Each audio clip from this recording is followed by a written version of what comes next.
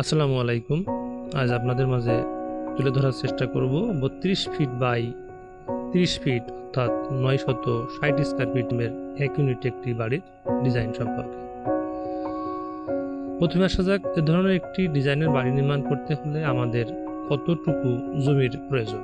যেহেতু এই ডিজাইনের একটি বাড়ি নির্মাণ করতে আমাদের 960 স্কয়ার ফিট জায়গা লাগবে, সেক্ষেত্রে 2 শতক জমি হলেই আমরা এই ধরনের একটা ডিজাইনের বাড়ি নির্মাণ করতে পারব। এবার আসা যাক, এই ডিজাইনে কি কি সুবিধা থাকছে। এই বিল্ডিংটা যদি আমরা সাউথ ফেসিং করি, সেই ক্ষেত্রে বসবাস করতে খুবই ভালো হবে। এবং এটা যদি রাস্তা ধরি, তাহলে এখান থেকে প্রবেশ করে বড় পরিসরের লিভিং রুম এবং ডাইনিং রুম। এই লিভিং এবং ডাইনিং রুম বড় রাখার একটি কারণ হলো বাসাটি প্রাণবন্ত মনে হবে, খোলামেলা মনে হবে এবং পর্যাপ্ত ভেন্টিলেশনের ব্যবস্থা থাকবে, যার ফলে বাসাটিতে বসবাস করতে খুবই ভালো লাগবে।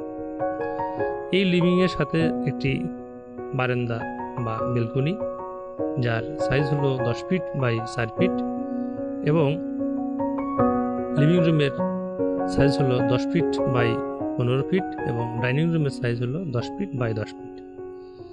এই ডাইনিং রুমের সাথে কিচেনটা বেশ বড় পরিসরের। কিচেন বড় রাখার একটি কারণ হলো বাসার ভিতরে অনেক মালামাল থাকে, যেগুলো যদি কিচেনে সাজায় রাখা যায় তাহলে বাসাটিকে খুবই গুছালো মনে হবে এবং দেখতেও খুব ভালো লাগবে। এই ডিজাইনে মোট 2টি বেডরুম। বেডরুম 1, এই বেডরুমের সাথে একটি অ্যাটাচড বাথরুম আছে এবং বেডরুম 2, এই বেডরুমের সাইজ হলো 10 ফিট বাই 11 ফিট, যা প্রথম বেডরুম আর দ্বিতীয় বেডরুমের সাইজ একই, এবং একটি কমন বাথরুম।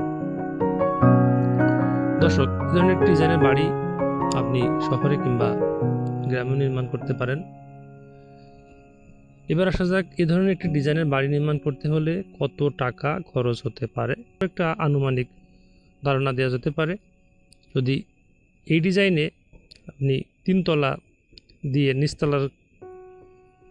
নিচতলার কাজ শেষ করতে চান, সেক্ষেত্রে আনুমানিক খরচ হতে পারে 18 থেকে 19 লক্ষ টাকা। 18 থেকে 19 লক্ষ টাকা খরচ হতে পারে শুধুমাত্র নিচতলার কাজ শেষ করতে, এবং 2 এবং 3 তলা প্রতিতলার জন্য আরও খরচ হতে পারে 13 থেকে 14 লক্ষ টাকা। দর্শক, আপনি যদি 3 তলা পরিবর্তে 4 তলা বা 5 তলা করতে চান, সেই ক্ষেত্রে আপনার বেসমেন্টের খরচ আরও বৃদ্ধি পাবে। দর্শক, আজ এই পর্যন্ত। আগামীতে নতুন কোনো বাড়ির ডিজাইন নিয়ে কথা হবে। সে পর্যন্ত সবাই ভালো থাকুন, সুস্থ থাকুন, এই কামনায়। খোদা হাফেজ।